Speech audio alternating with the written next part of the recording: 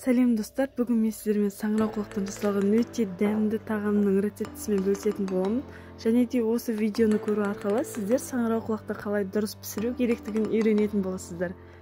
Ол үшін біз ең алдымен саңырауқұлақтарды суға салып, жақсылап жуып, тазалап, 40 минут бойы суға салып қайнатамыз. Әбден қайнаған саңырауқұлақтарымызды сүзгішпен сүзіп алып,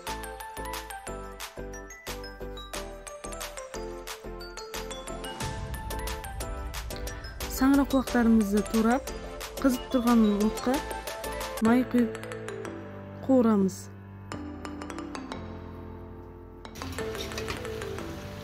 Міне осылай қызарғанша қуыру керек. Ұзақ уақыт бойы қуырасыздар. Менде осылай шықты. Ал енді картошка мен пиязымызды қуырамыз. Қызып тұрған отқа. Дәміне қарай дәмдеуіштерді салып, оның үстіне қуырылған саңырауқұлақты салып, картошка екеуін бірге араластырып қуырып, 30-20 минутқа бетін жауып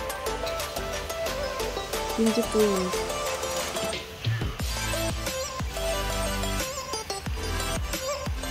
Міне біздің осымен саңырауқұлақтан жасалған тамағымыз дайын. Сіздер де міндетті түрде жасап көріңіздер, ас болсын.